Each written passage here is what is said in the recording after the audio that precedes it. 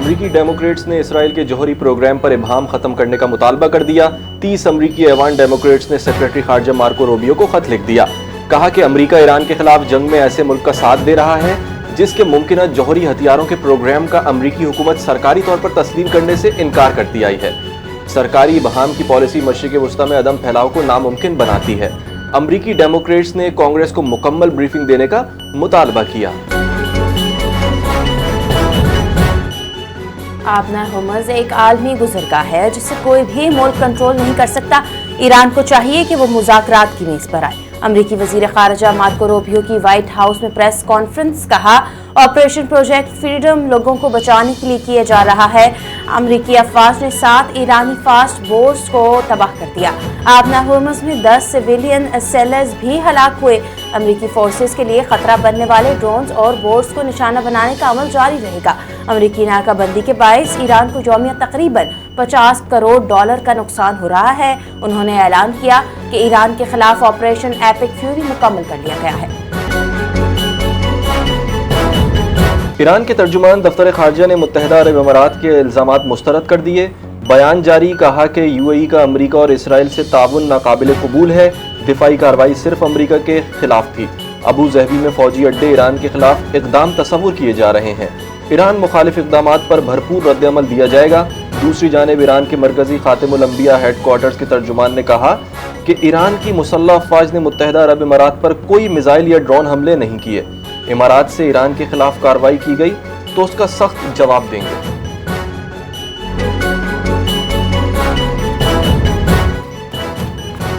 جنگ بندی کے لیے امریکہ، پاکستان اور ایران کے درمیان مذاکرات جاری۔ تجاویز کا تبادلہ ہو رہا ہے۔ ریڈ لائنز پر بات ہو رہی ہے۔ عرب ٹی وی الجزیرہ کی واشنگٹن سے رپورٹ جاری۔ کہا امریکی بضد ہیں کہ وہ کسی اور نقطے سے پہلے ایران کے ایٹمی پروگرام پر بات کرنا چاہتے ہیں۔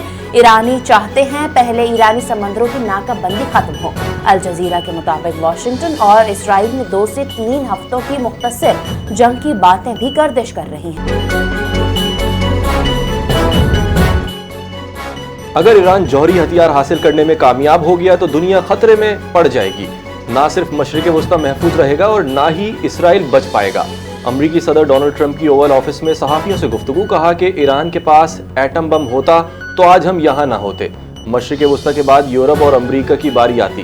ایران کو جوہری ہتھیار حاصل کرنے نہیں دیں گے۔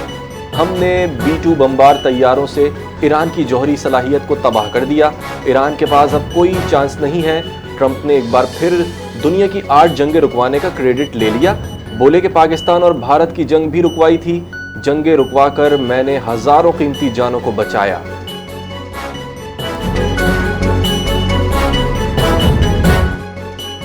ہماری توجہ جنگ کے خاتمے پر ہے۔ ایران امریکہ کے ساتھ بد اعتمادی اور شکوک کے ماحول میں مذاکرات کر رہا ہے۔ ماضی کے تجربات کی بنیاد پر پیچیدہ اور بے نتیجہ معاملات پر وقت ضائع نہیں کریں گے۔ ترجمان ایرانی وزارت خارجہ اسماعیل بقائی کی وضاحت۔ کہا گزشتہ سال جون اور 28 فروری کو امریکہ کی بلا اشتعال کارروائیاں فراموش نہیں کی جا سکتی۔ ایران سفارتی عمل میں ہر مرحلے پر انتہائی چوکنا رہے گا۔ امریکہ سنجیدہ ہے تو توقع ہے فائدہ اٹھائے گا اور نیک نیتی دکھائے گا۔ بولے جنگ امریکہ کا اپنا انتخاب تھی جس کے اثرات دنیا میں محسوس کیے جا رہے ہیں۔ حالیہ بھاری ادائیگیوں کے باوجود پاکستان کے زر مبادلہ کے ذخائر مستحکم۔ IMF سے چند روز میں $1.21 کروڑ فنڈز ملنے کے بعد زر مبادلہ کے ذخائر مزید بڑھ جائیں گے۔ اسٹیٹ بینک آف پاکستان کی دستاویز کے مطابق ایک سال میں زر مبادلہ کے مجموعی ذخائر میں $6.50 کروڑ 96 لاکھ کا اضافہ ہوا۔ اسٹیٹ بینک کے ذخائر ایک سال میں $5.55 کروڑ 29 لاکھ اور کمرشل بینکوں کے ذخائر میں $95 کروڑ 67 لاکھ کا اضافہ ریکارڈ کیا گیا۔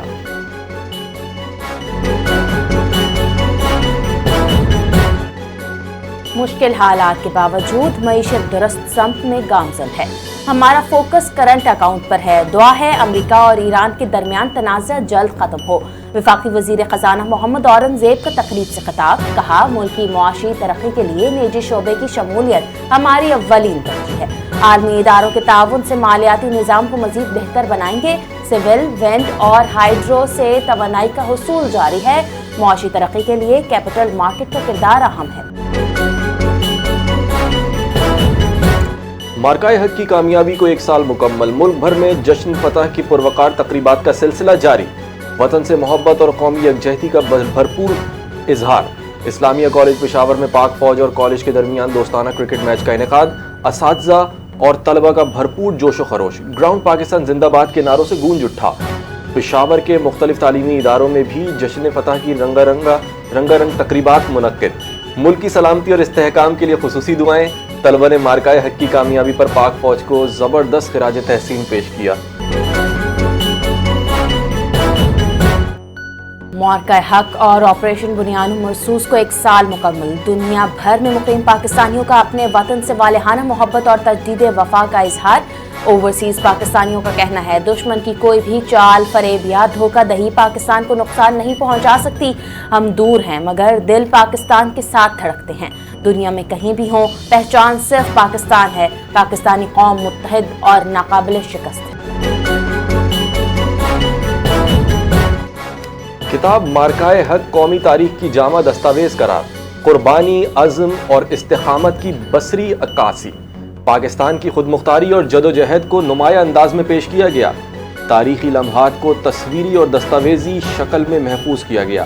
کتاب کو آئندہ نسلوں کے لیے لازوال قومی ورثہ قرار دیا گیا۔ مصنفین کے مطابق یہ کتاب پاکستان کی مزاحمت، استقامت اور اجتماعی قومی شعور کی علامت ہے۔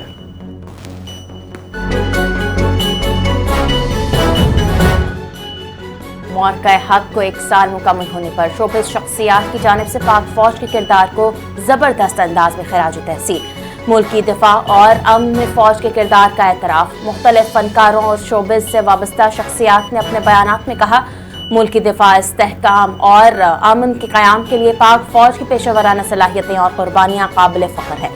مارکہ حق میں حاصل ہونے والی کامیابی نے نہ صرف قومی حوصلے کو بلند کیا بلکہ بین الاقوامی سطح پر پاکستان کے تشخص کو بھی بہتر بنایا۔ وفاق المدارس العربیہ پاکستان کے صدر اور ممتاز عالم دین مفتی تقی عثمانی نے شیخ الحدیث مولانا محمد ادریس کے قتل کی شدید مذمت کرتے ہوئے کہا کہ انہیں شہید کرنے والے مسلمان یا انسان کہلانے کے بھی مستحق نہیں۔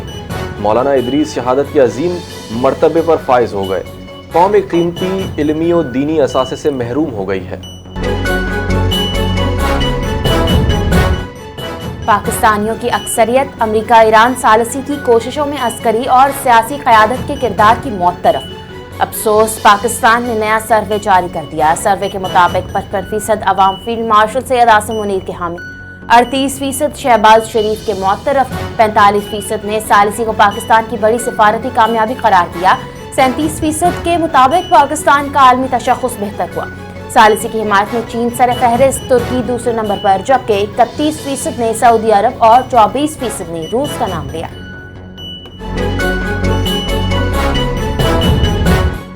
گرین پاکستان انیشیٹو کے تحت زرعی انقلاب میں تیزی، بکھر میں 1800 ایکڑ کا جدید فارم 60 دن میں مکمل، 13 سینٹرل پیوڈ سسٹمز اور سولر سسٹم سے آبپاشی کا جدید نظام قائم۔ چیف آپریٹنگ آفیسر پینٹرا فارمز فاروق سعید نے بتایا کہ یہ زمین چند ماہ قبل 20 سے 50 فٹ بلند ریت کے ٹیلوں پر مشتمل تھی، جسے مختصر مدت میں قابل کاشت بنایا گیا۔ مجموعی 1800 ایکڑ میں سے 1300 ایکڑ پر کاشت جاری ہے، جہاں گندم اور روٹ گراس اگائی جا رہی ہیں۔ چینی کمپنیوں کے تعاون سے ہائیبرڈ بیج متعارف کرائے گئے، جو جدید زرعی ترقی کی جانب ایک اہم قدم ہے۔